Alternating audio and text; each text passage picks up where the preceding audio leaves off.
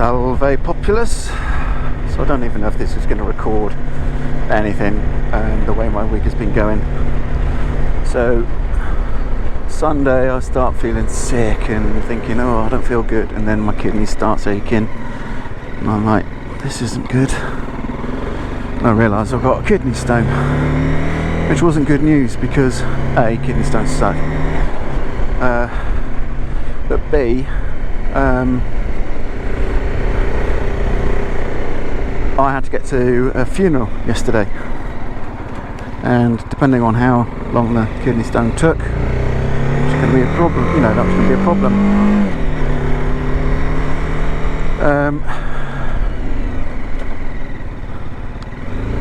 So anyway, I'm off work for 2 days, you know, codeine and the whole lot, and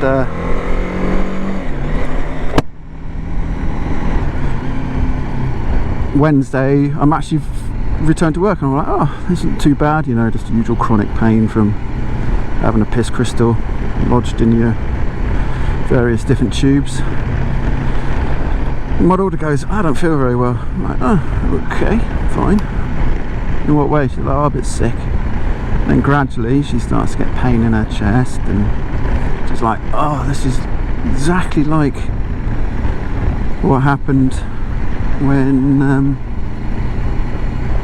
I was at Bordy's last year, because she went to Bordy's and we had to go down and pick her up because she was so ill. And at the time they said, oh, maybe it was a grumbling appendix, but they hadn't really done any checks and stuff because it kind of cleared itself up. Plus she's got a very high pain threshold. Don't run out in front of me. And it kind of went away. But anyway, this pain got worse and worse and worse, so in the end I was like, phone 111. And she phoned 111 and they didn't get back to us in time, because basically her pain then got worse and worse and worse. So I thought, right, we'll take you into hospital. And we get there and she's been crying and she's been throwing up and everything else like that, which is great. So their immediate first thought is that she's got this new gastro flu which is going around, which is highly contagious. So I was like, oh great, I've been cleaning up her puke bucket all day. And we see a doctor and he's like, what's your pain like? She's like, oh, it's an 8. But she's just like, oh, it's an 8. And he's like, oh, lucky you. I wish my, you know, if I had pain at a scale 8, I wouldn't be quite so relaxed, type of thing. And, you know, he pressed there and did all the stuff and nothing there. So we get back into the car and she cries and says, you know, this is really bad. I'm like, well, didn't really show it. So anyway, we get home and it gets worse and worse and worse. I'm like, right, we're gonna have to take you back in. So I take her back in and I'm like, you've got to show your pain properly, because she just doesn't. I don't know why, she just masks. And so this time she shows it actually hurts, and the pain's moved down from her chest to the right side of her abdomen. And it's like, ugh. And the doctor's like, ugh. So I think we get seen by a nurse, and we get seen by another nurse, you know, pains and painkillers and stuff, and then a doctor comes in and she's like, get the surgeon, and he starts pressing and she's twitching and everything, and he's like, so if we're going to admit you, we can't do a scan right now, but we think it's appendicitis. And he said, if it's not appendicitis, then it could be one of your ovaries, but getting your appendix out will mean that at the same time we can look at your ovary. And she was like, I don't want to go through this pain, so yeah, fine, great, let's just get it out. So anyway, she gets admitted, and by that point I've spent the entire day in hospital, pretty much. Go home because we're not allowed to stay much longer because she's an adult. Well, I think she was regretting being an adult at that point. And we're like, oh, you know, if they do put her in for surgery, it won't be until later the next day. So at 9 o'clock we get a call, can you be here in 10 minutes because I'm going into surgery. So we had a bit of a dash, and we got her in, and we got in and everything, and she went in, and surgery's gone all right. She's now at home recovering, but she actually did have an inflamed appendix, so it was lucky they did operate, and it's lucky we went back in, really. And anyway, what it meant was I was meant to be going to my uncle's funeral, driving up on the Thursday and actually attending the funeral yesterday, and I couldn't, because obviously I was in hospital with her on the Thursday when she was having, after she'd had her operation and was trying to recover and everything, and I'm still a little bit jacked up on the drugs and stuff, so I didn't want to be going up to London, trying to go up to London up and down in a day, which would have been yesterday, to get to the funeral, because that wouldn't have been safe, and I was absolutely knackered from being in the hospital. It's amazing how tiring it is, just kind of worrying about your kid and such like. So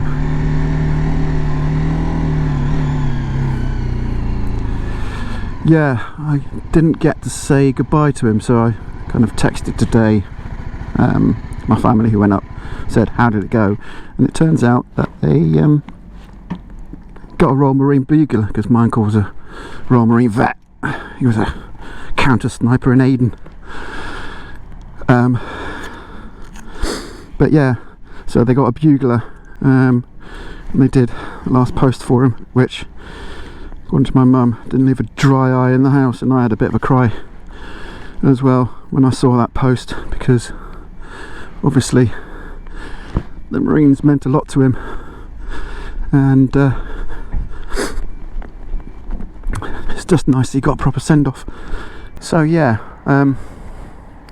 gutted I didn't get to give the guy a proper send-off, and it would have been nice to see my cousins, because the last time I saw them was at their mum's funeral. It's the way it goes nowadays. It's just you meet up with people to say goodbye, which is a shame. But yeah, and at the same time, on Wednesday when I was doing the first set of hospital visits and stuff, there was a really interesting Devon advanced motorist talk down at Swan's Nest with a guy from Riley Moto, which would have been good to have gone to, but missed that.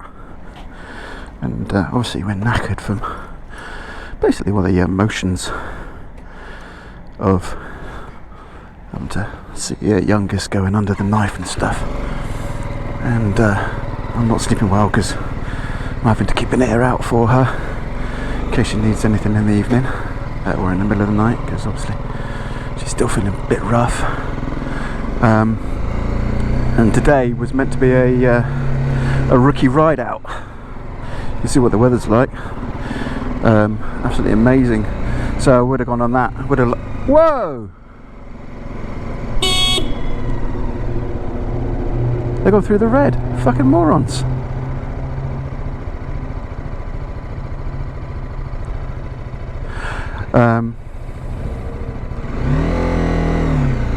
Jesus.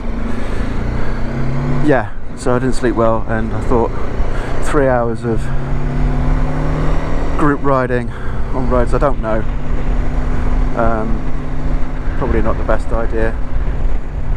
So I've got chores to do, errands to run, so I thought I'd get out on the bike and do them on the bike. It still means I get some miles down.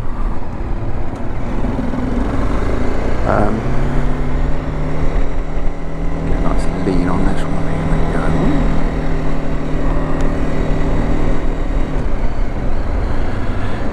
And it's a nice day. I'll probably pop down to CMS, see if they've got the Royal Enfield in. But yeah, it's like, yeah, it's weeks like this you could really do without.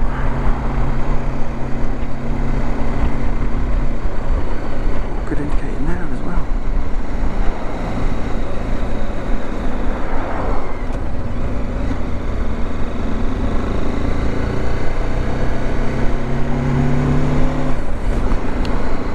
And even though I've had 4 days off, it doesn't feel like I've had 4 days off, because obviously 2 days were spent in pain and 2 days were spent in hospitals and speaking to doctors and updating family and feeling guilty about not being able to go see my uncle off. It's a shame. He was a cracking bloke, he really was. Never really got to see him much, once you grow up. And we always lived in the southwest, but when my dad was alive, he was an estate agent for a bit, and he had to do some exams. I don't know what he was studying for. Maybe, I don't don't know, assessors or something like that. Anyway, the exams and stuff that he had to do were all up in London, so when he was doing these training courses and exams, they were usually in the summer holidays. So I would travel up with him, spend the week there up in Surbiton, running around with my cousins, hunting goldfish, because that was the thing up there. I used to hunt goldfish in the water courses because people would flush them down and stuff. And I remember we just kind of get into this water course and we walked for miles, or what felt like miles as a 10 or 11 year old, following this water course. We went down weirs, the whole lot. It was epic, it really was cool. We didn't find any goldfish, but I had a great time. We used to get lots of tracing paper and trace stuff. Don't know why, but we would trace it and then put it onto paper and kind of pretend we could draw. I can't. Yeah. My uncle always used to hum. It wasn't a tune or anything that, you know, anyone knew. It was just... But he always hummed. I don't know when he started doing it, but if he wasn't talking to you or asleep, because us Sylvesters are good at falling asleep in a chair after having a meal or having had a discussion or anything really, we would just, you know, that he would just fall asleep with my dad, my granddad, all three of them would be zonked out. It's quite funny really. But yeah, he would always hum. Something I'll always remember about him actually. And obviously he served in Aden. He joined the Royal Marines to avoid the pits because he was a Doncaster boy. Thought I could hear him. Doncaster boy, didn't want to go in the pits, so he joined up, ended up going to Aden, saw combat, but I don't think it affected him. You know, he was quite open about his experiences, he didn't hide it.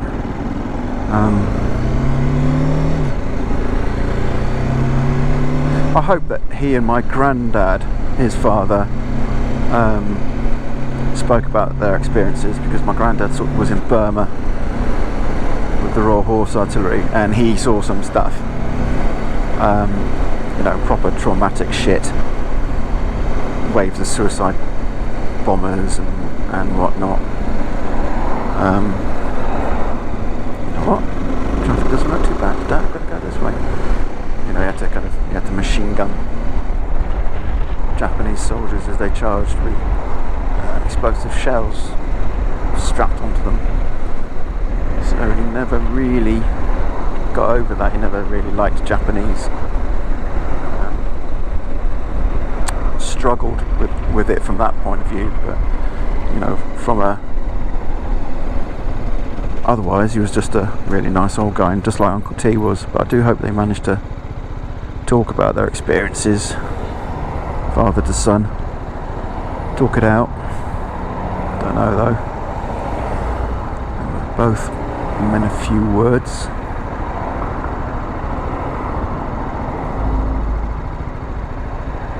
But yeah, gutted I didn't get to say goodbye. You know, obviously I let my cousins know what was going on, and they were totally understanding, you know. Surgery comes first, but fucking timing. And it's just typical that I passed the kidney stone. I thought, right, good to go. Well, not good to go, but we're going regardless. And then, you know, poor old daughter gets ill, but at the same time positive result, because it was her appendix. And last year when she was being told there's nothing wrong with you, it's just a bit of a stomach upset, you know, the sort of thing that people get at festivals, it wasn't. She actually did have an inflamed appendix, and it settled down. I don't know how it settled down and didn't burst, I don't know, but it settled down and went away, so she was fine. But this time, and the doctors were like, are you sure you weren't feeling ill before Wednesday? She was like, nah, fine. And they went, it's been inflamed for at least 3 days. I don't know how they can tell that, but maybe, you know, there's probably some sort of don't want to call it a morbidity thing, but you know, you can look at a thing and say, oh yeah, it's progressed to this, so it started then. But yeah, she does seem to have quite a high pain threshold. She's ginger, and gingers are known for having a high pain threshold, but Jesus, don't know how if I could mask an appendix. Anyway, she's now said to me she's got a whole new pain scale. Oh, the traffic lights are out. Shit, that's not good. She's now got a better understanding and a whole new pain scale for when a doctor says, how much does this hurt? Worst pain ever. She knows what her worst pain ever is, so her appendix will be her 10, stubbing her toe will be 9, and anything else. Just like with me, my kidney stones, when I first had them, were probably a 20, to be honest, because kidney stones are insanely painful. Like, I didn't know what was going on. I couldn't get hold of my wife because she was at a Christmas fair at the Cat and Fiddle, and there was no phone service. So I phoned my mum and said, Mum, I don't know what's going on, but I don't feel good. And by that point I was in so much pain, it was unbelievable. And so my mum came, picked up my daughters, picked me up, took me to hospital, dropped me off, and the pain just got worse and worse. And I saw a doctor and he stabbed me in the butt with a paracetamol, which, to be fair, just added to pain, because I don't know if you've ever been stabbed in the arse, but it's not nice. You know, that would have been, it's like, I can't describe it, that would have probably been an 8 on my old pain scale. It was fucking nasty. I was like, great. So anyway, nothing happened, you know, that didn't improve, so they wheeled me out and left me in A&E. And the pain got so bad I collapsed out of the wheelchair and was just on the floor, kind of clawing at the floor. I just remember a door opening and a nurse came out and from one of the triage rooms, and he was calling someone else's name, and then he looked down and said something like, "Oh, that's not good, is it?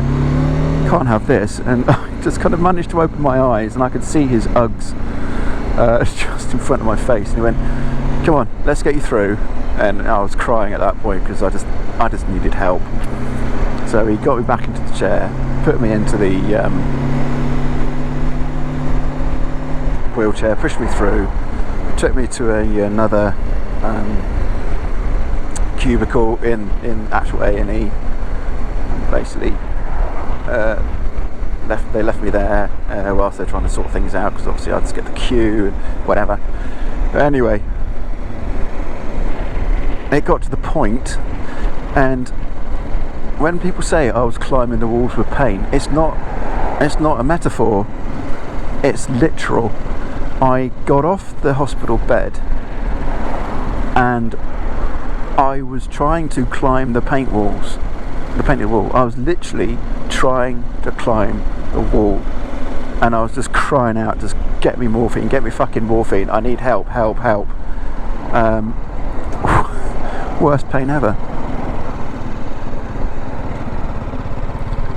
And that kidney stone was stuck for 6 months, so it's meant I was 6 months off work, doped up on morphine, codeine, diclofenac, and they even put me on a drug which reversed your ejaculation. Not that I could do anything like that, but apparently he said, yeah, if you masturbate, your semen will go into your bladder. I was like, what the ever living fuck?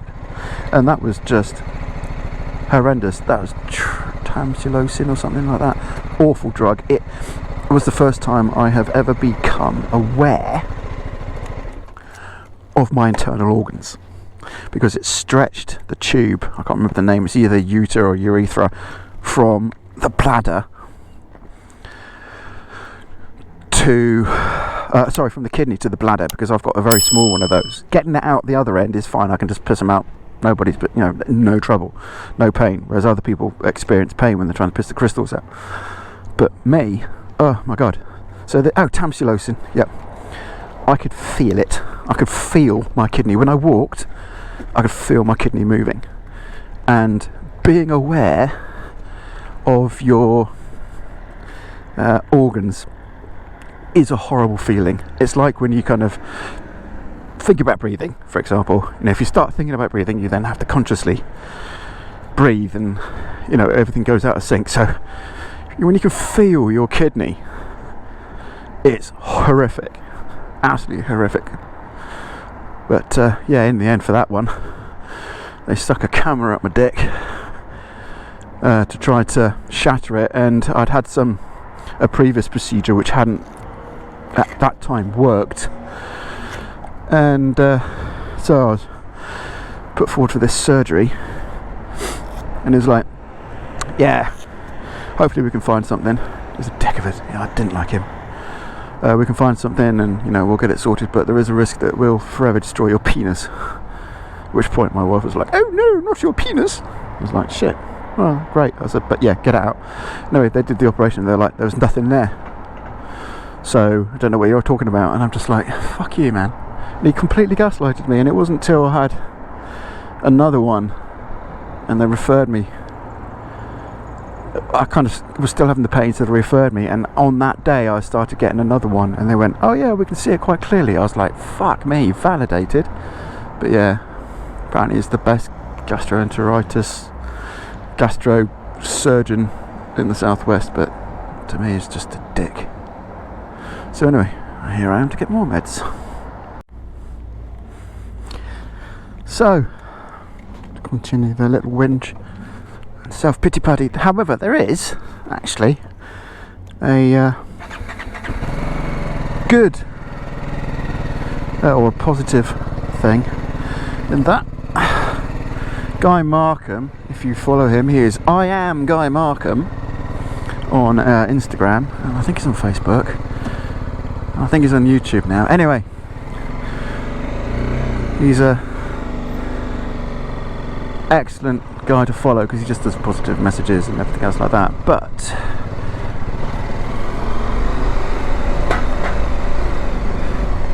he thank you, is doing a tour from Cornwall over Dartmoor. Now I do Dartmoor a fair amount on the bike with the dog and the wife, and it's like a camping at the farm he lives on, and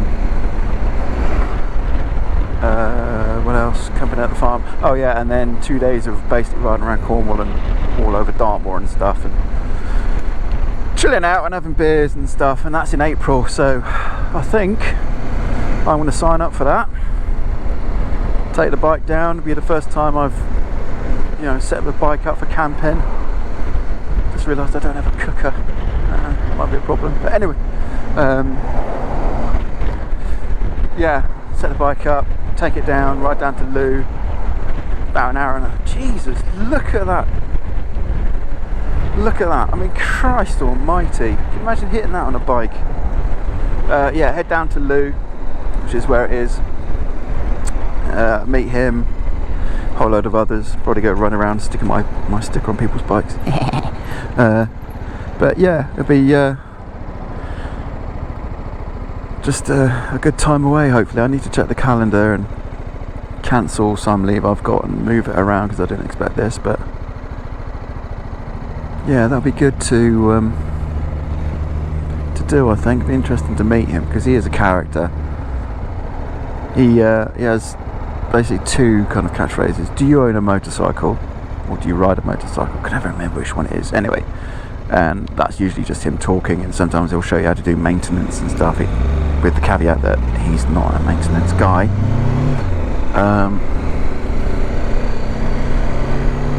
And the other one he does is books on the bog. He lives in a caravan, he has very little money,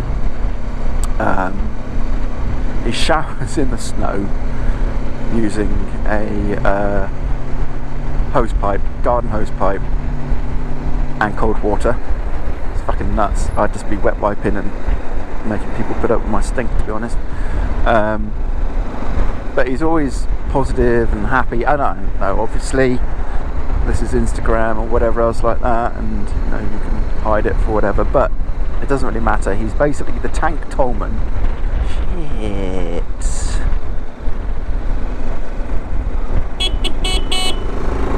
He's basically the Tank Tolman of motorbikes. You know, he's always positive. It's like, you know, stay hydrated is how he signs off.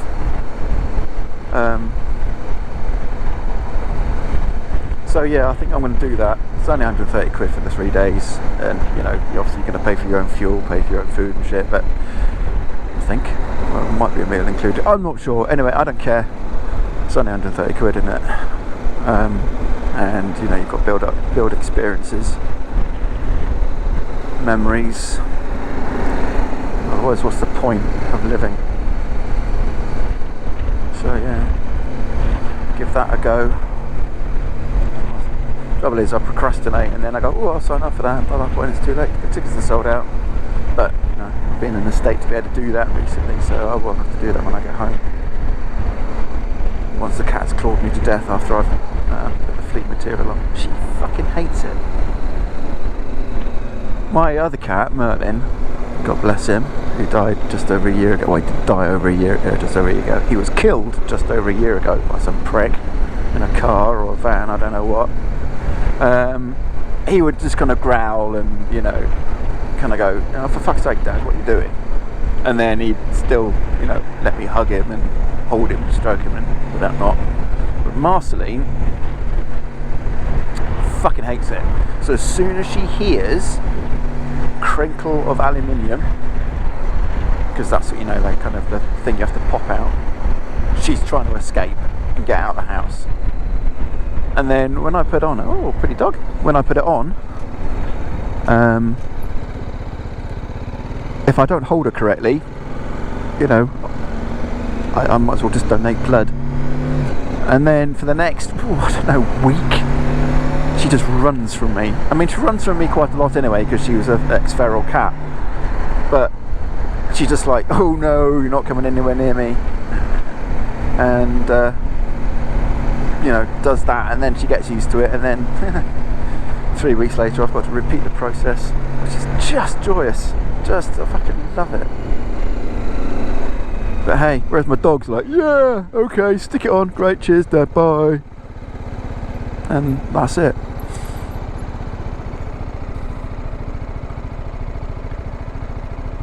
Oh, I'm going to pop down to Yamaha, look at the demo Tenere they've got as well, and see if they've seen my Tricity video, because my Tricity video has, as of yesterday, got me 8 subscribers.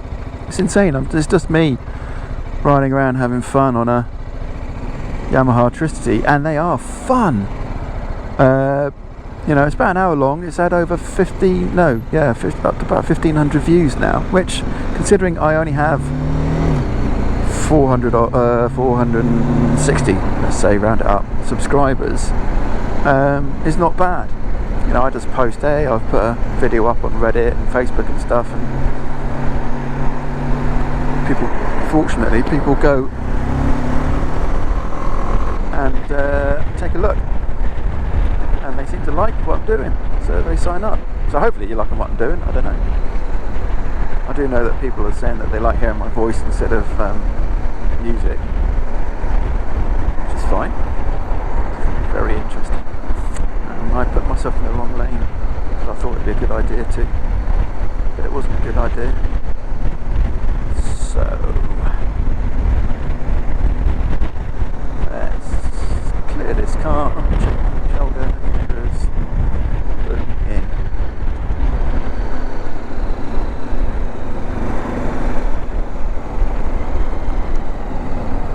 There's a lot more scooters out nowadays. And they're not just the delivery guys. I've noticed an increase in scooters, which is good to see, because the more people on 2 wheels, the better, in my opinion.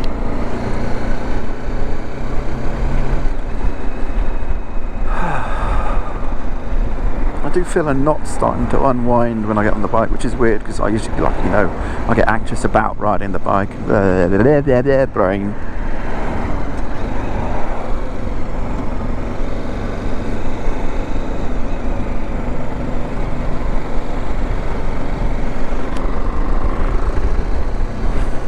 So So yeah, this will be, I don't know, I can't exactly title this week was a shit show. There's a new Taco Bell there, it's a shame. I wanted to make that my whiskey shop, you know, in my head, obviously. Come on! Jeez!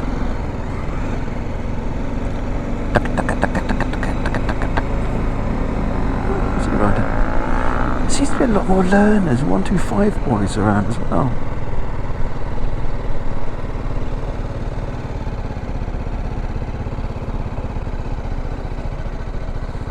And I shall stop just here.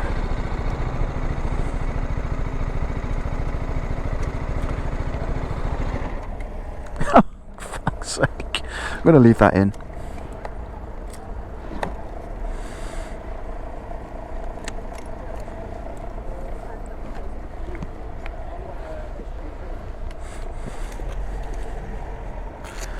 I'm always so dainty getting off this bike. On the plus side, it's definitely just jeans weather now. I am sweltering. It's actually quite warm today. Quite balmy. Oh, what have I done with my glove? Oh no, it's there.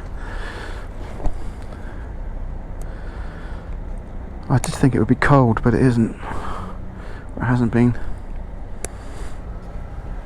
So now, I'm going to pop down and have a look at the Tenere. I'm tempted by the Tenere, it just costs so much.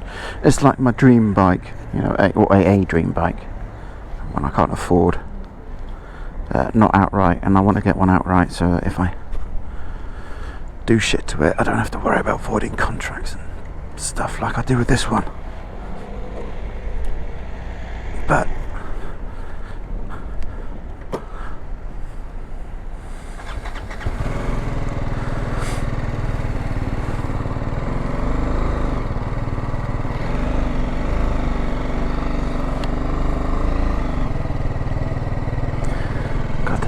busy.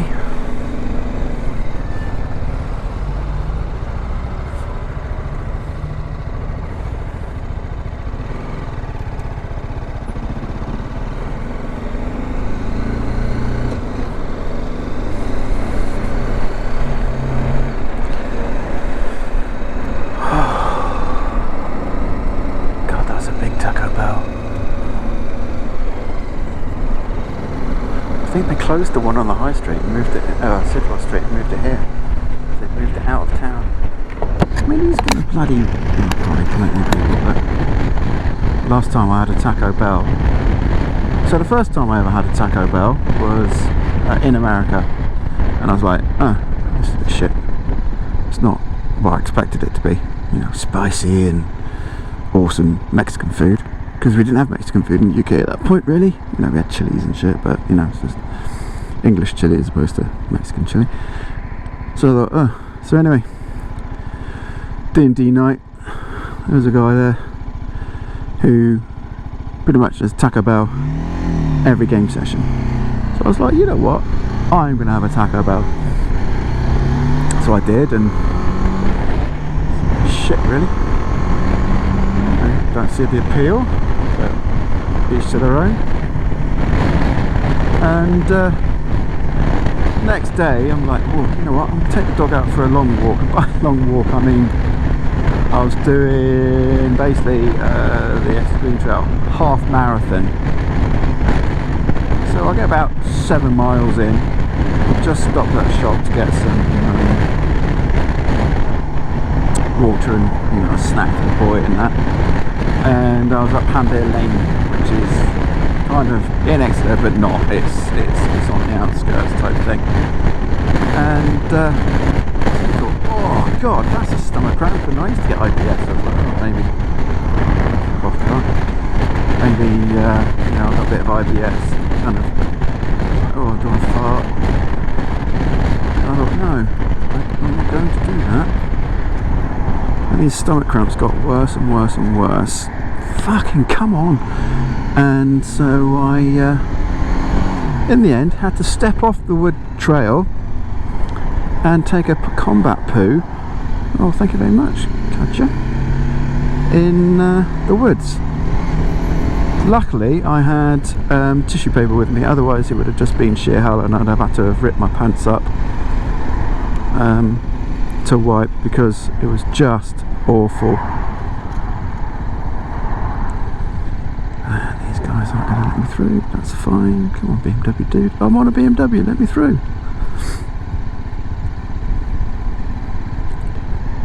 So yeah, I will never eat a Taco Bell again, because they're just not worth it. Come on, what are you doing? You're going to let me... You're not even aware of me, are you?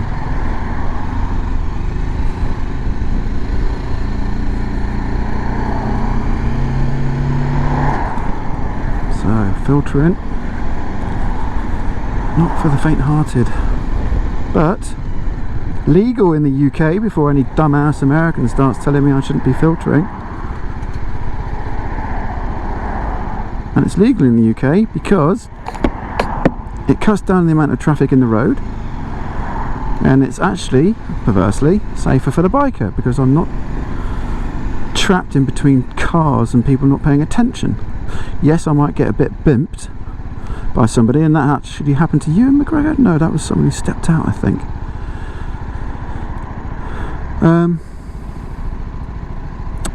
Bloody raining. But it's legal, so shut the fuck up. It's legal in a lot of places in Europe, so shut the fuck up. And it's even legal in some states in America, so shut the fuck up. I don't care whether you think it should be or not, because a lot of you don't think that healthcare should be free at point of service, and you're apparently paying thousands of dollars a month is absolutely fucking brilliant idea. Whereas those that don't have the money to pay for their healthcare can just get fucked and die. So yeah.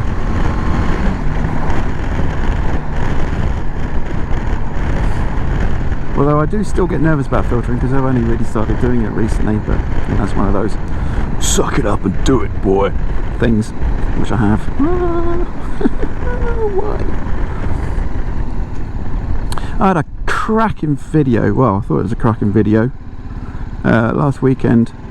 I saw a car and they started to come out, so I tooted and I changed position, and then they ignored my toot and kept trying to pull out. They're coming from the right, so they were kind of coming across, they've been coming across me that way, I suppose, from the left.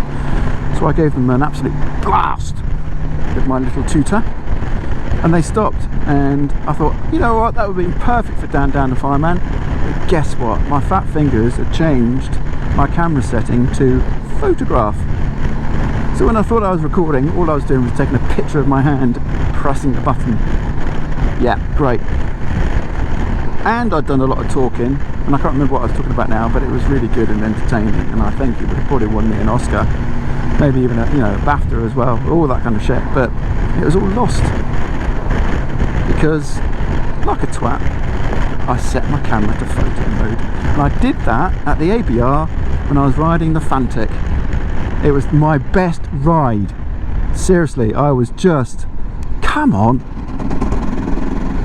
hooning around the track on this 80-kilo motorbike.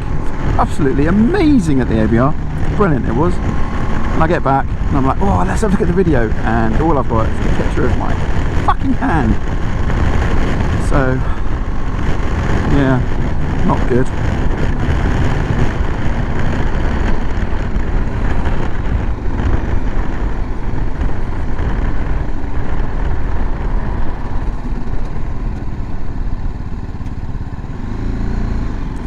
Now we're still having to merge lanes. Yes, we are.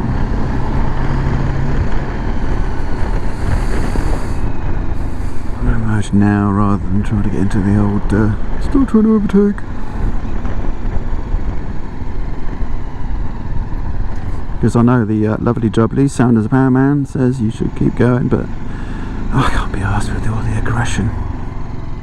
Brits are shit at merging. Absolutely terrible. I think people are pushing in. That's what they're doing, is what they should do. But we're so used to queuing But if people don't queue, it pisses us off. So there you go, that's a little thing. If you're coming to England for the first time and you don't understand it, you know, you don't queue where you are, like Italy for example, don't push in. You'll be passive aggressive into the ground, I tell you. It's really bad. We hate people who don't queue. And funny enough, I used to go to Cesenatico and they had a park there called Fabulandia. No, Fabulandia was the big one. Anyway, maybe it's called the Baby Park. Anyway, they had these cars where you put Tony, which are fake coins, into them and they make noises and you just raced around them. And they were just fucking epic fun. Even when I was 12, I was just loving them. I think it was 12 was the last time I rode them, but bloody brilliant. Anyway, and we were queuing until we realised that Italians would just rush out and lift kids off the car and put their kids on. There was no queuing, it was just dash out, and we were like, oh, I say, this is not cricket. And we had to learn to sharpen our elbows and just basically say fuck you. And one guy went to lift my sister off because she went first and I was going to go after. Oh my god, did my dad manage to get his words across that don't touch my daughter. So yeah, but yeah, it was cracking fun, that park.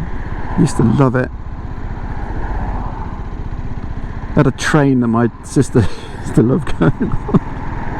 I don't know how long the railway was, but it wasn't long. It just went around the outskirts of the park, but she loved it. And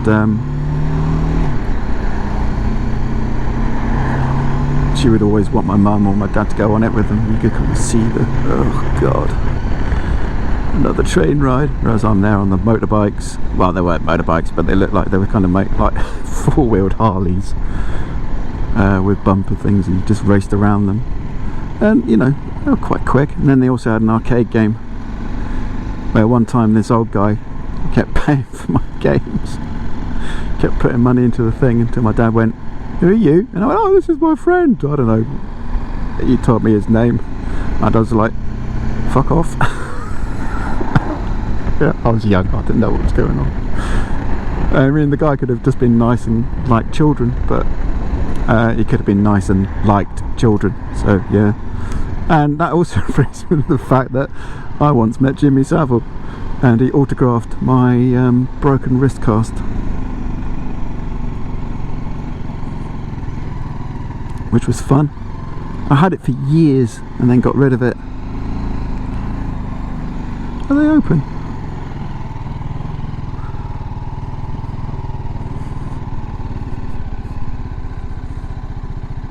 Yeah, they're open. Oh, I've done it again.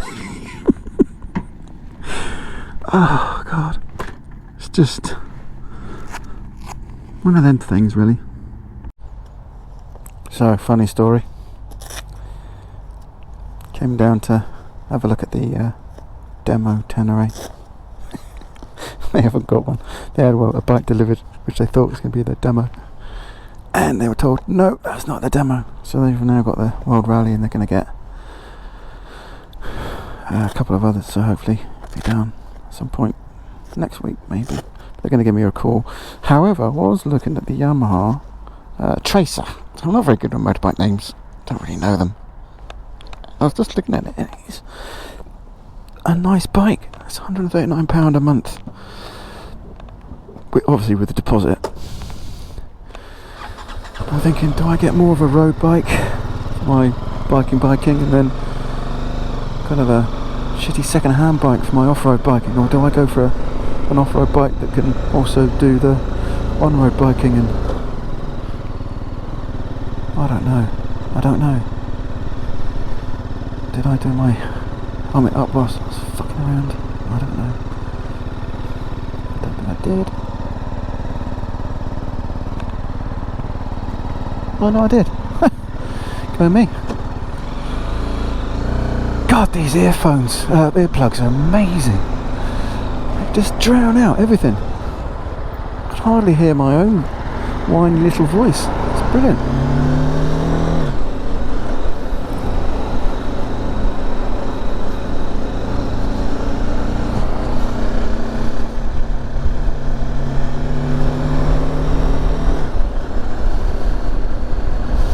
Oh, cut wood. It smells great. Are you wearing a...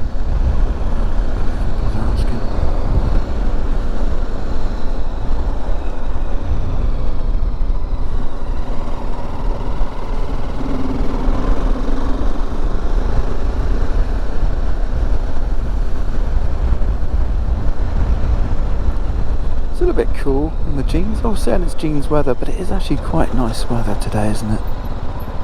Okay.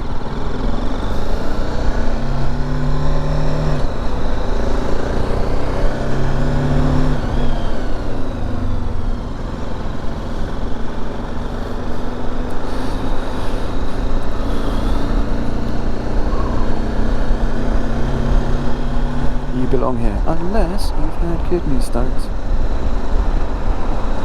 I tried to join up a couple of years ago. So I joined the intelligence corps. I've got a friend who does it. I was like, yeah, okay, you know what, I'm going to test before 54, fuck it, I'm going to join the reserves. You know, I was just thinking about things I could do, and if I could have got into the reserves, I could have become a full-time reserve.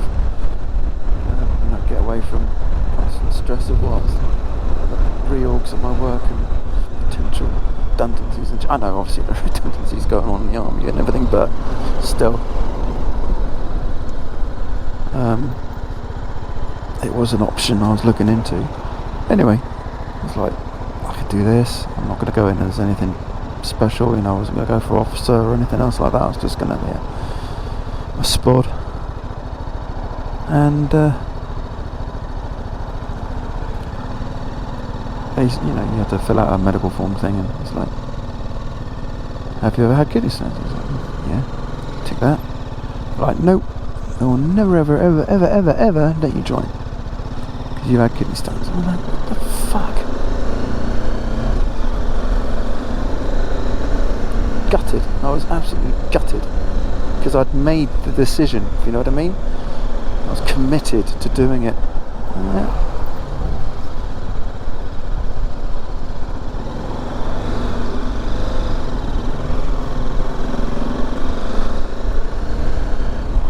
You know, I'd even started training, you know, doing the runs and all the fitness stuff, trying to get good.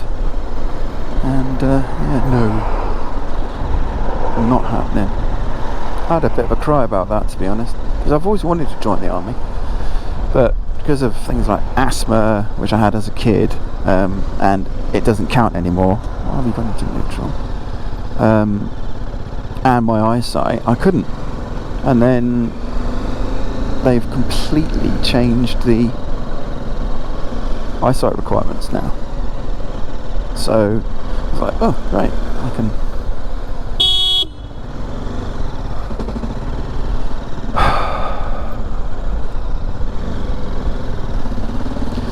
join. I could drive a tank, join the SAS if I wanted to with my eyesight, apparently. Anyway, it's insane. And yeah, so I psyched myself up, and then boom, fuck off. I even had two mates who are both in help me with my appeal letter, say, look, you know, he's good stuff. And I gave him my old OTC service number because that's the thing, it's to prove that, you know, hey, I've been in, I was accepted as a reservist, albeit at university decades ago. I just wish I'd had the self-confidence at the time, leaving OTC to become an officer then in the reserves. But I didn't. Now I've got the confidence and, you know, management skills and drive and all that kind of stuff. I couldn't join.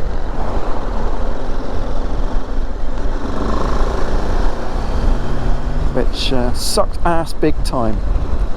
Because one of my mates, I go and stay with him and stuff like that on base, and you know, all his mates are in, and I always get asked, what are you in? Because I know quite a lot about the army, and I just know all the terms, all that kind of shit. And he just goes, Matt is the most military, non-military person you'll ever meet. He's like, yeah, cheers, I'll take that.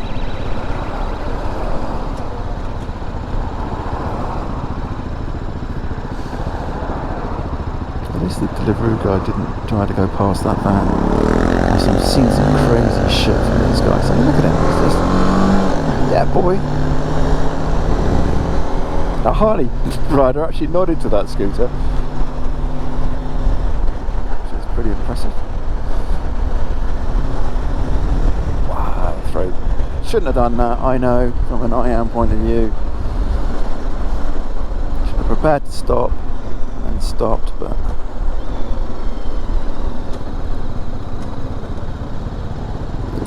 can't be perfect all the time.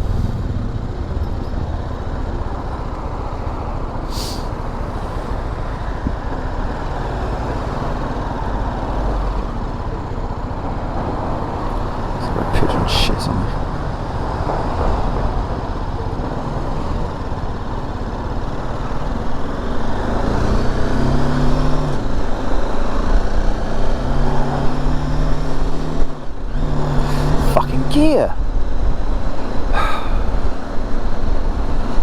I so hope they find something. It's just not me being shit. I don't think it's me being shit, but it is just so frustrating.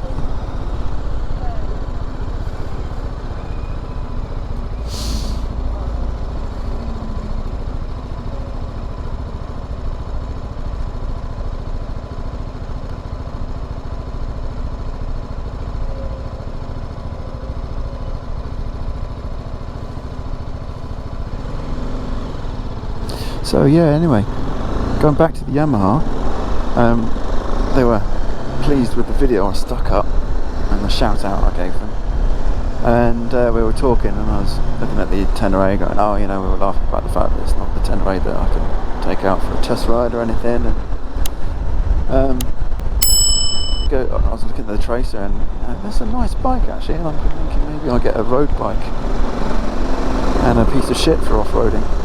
A second-hand bike that doesn't cost a lot, and he was like, well, we get the Tenere in. I said, why don't you do back-to-back? It's like 2 hours of biking and bikes that's not mine.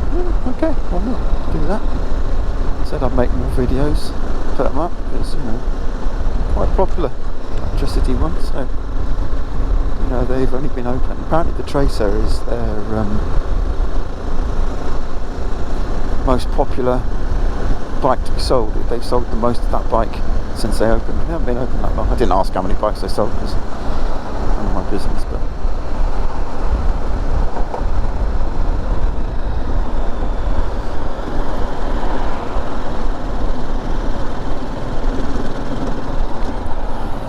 Moto telling me there's a bloody danger zone. It's not a fucking danger zone, it's a speed camera. It's ridiculous that it's calling it a danger zone. If you get caught speeding, you get caught speeding, it's your fault. Don't speed if you don't want to get caught. Christ.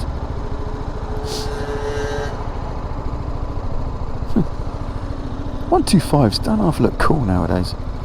I don't remember them looking that cool back in the 80s.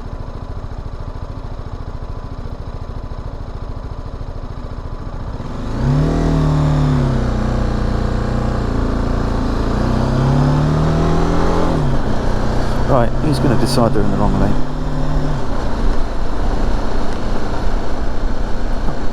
What's the change?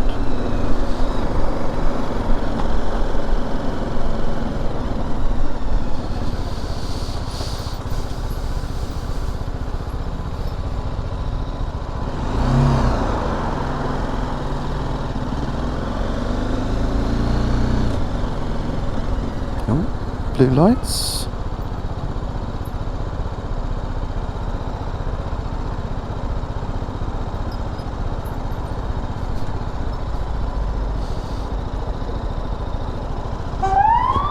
Fuck me. They always do that, bastard. I knew it was coming as well.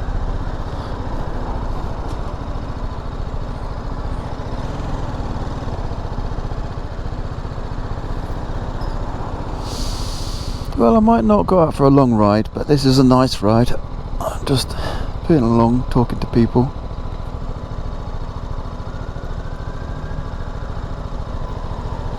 Hoppo.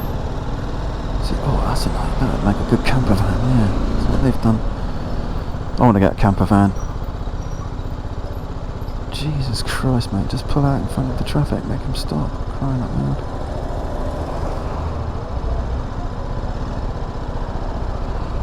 He gave me a look, didn't he?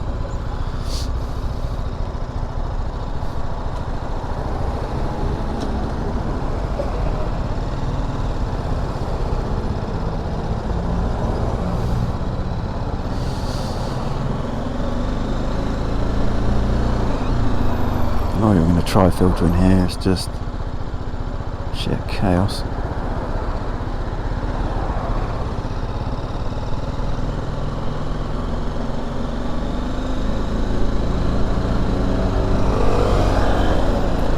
Leave it to the delivery driver.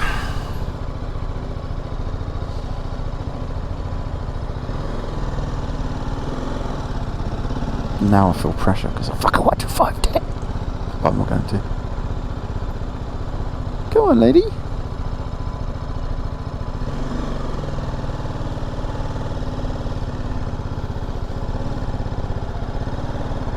I'll be filtering once I get past this bit of road here.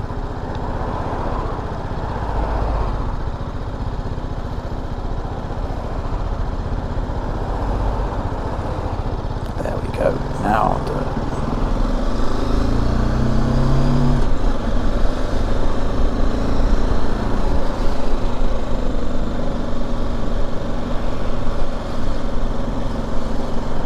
Probably not meant to filter on this hatching, so there we go.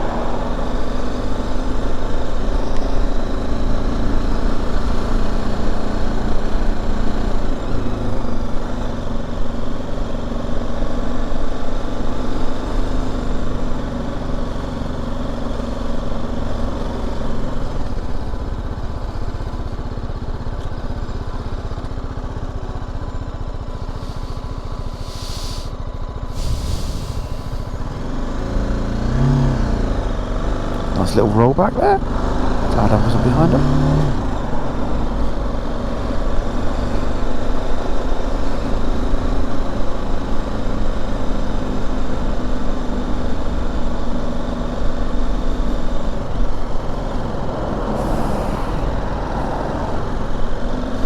I must admit, I do like Yamaha.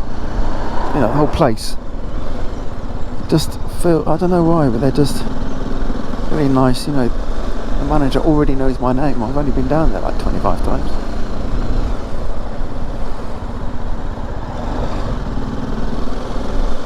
Oh, I'm just going to go right because I'm not going to go through that traffic. Or am I going to go right? Wow.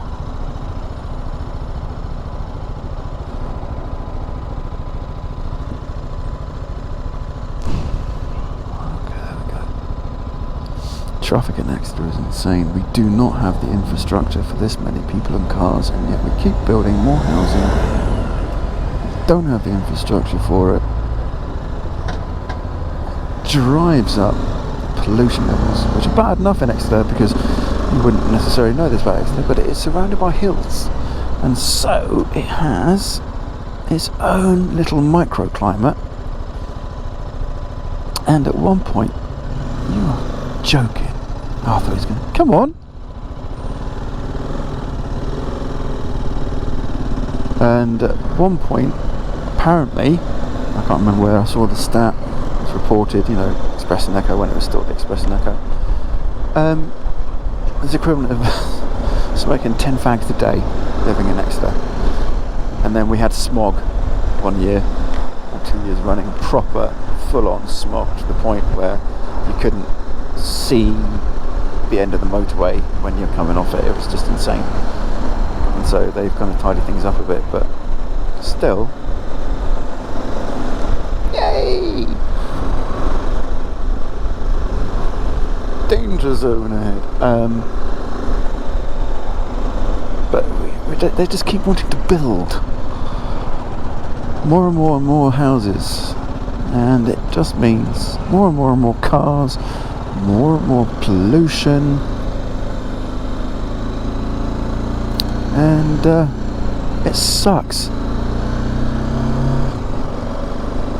And what's even more annoying is that they're addressing it now, but a lot of what they wanted to do was building on greenfield, which kind of takes away the whole point of people moving to a country city. Oh, did you even signal? As in the cyclist. Country city. That used to be a ambulance place, station. Yeah, what's the point of coming to a country city if you're basically living in houses which were built on the fields which made it a country city? So anyway, apparently something like 40 to 60% of all new build will now be on brownfield sites, which is great, but it needs to be more. You need to work a way of doing it. So I hate what they're doing to Exeter. Destroying it.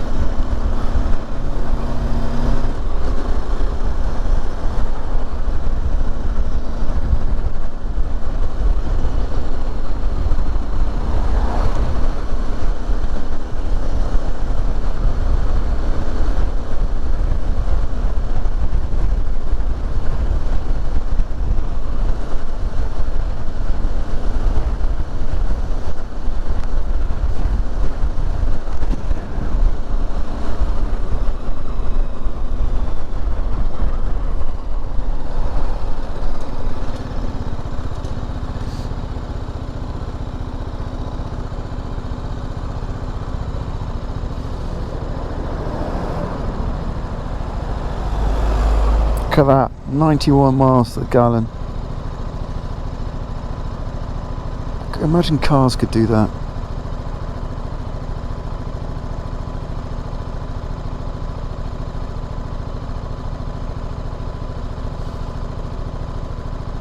I'm just going to head home. I was going to head out to CMS and see if they got the Himalayan, but I can't be bothered. I've been out for a couple of hours now, pootling around.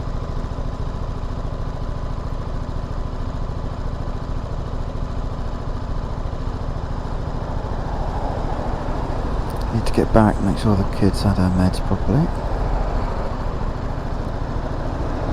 That's a nice colour.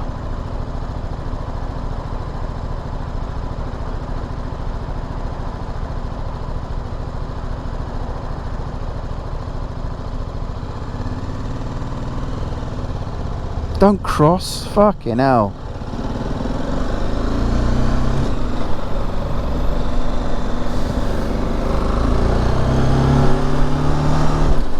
Oh, it's been really nice getting out on the bike. Probably only done 10-15 miles.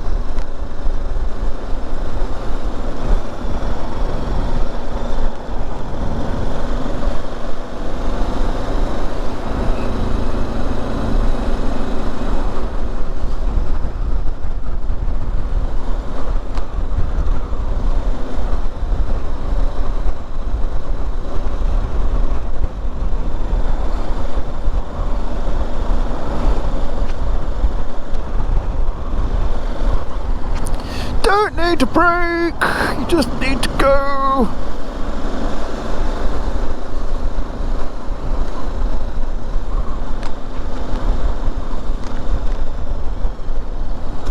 My God, this person's not good at anticipating. God, these bloody potholes.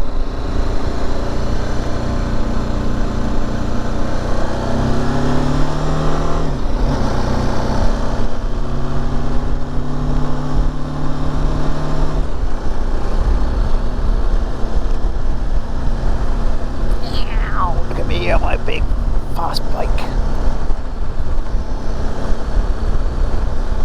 I wonder how the ride with Dan went today. It's not bad weather, to be honest. Although I think now it's got a lot cooler than when I was saying, oh, this is not bad. It's quite warm. I think I would have, if I'd gone out just wearing jeans, I would have got pretty upset by the end of it, especially if it had rained a little bit like it was. hopefully they all have a lovely time.